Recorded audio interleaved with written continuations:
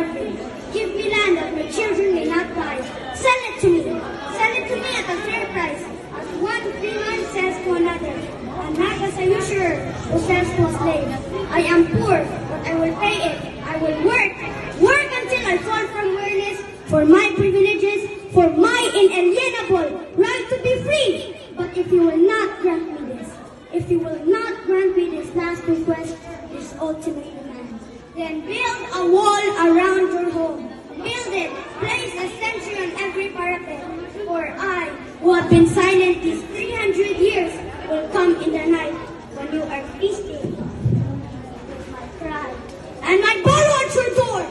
And may God have mercy on your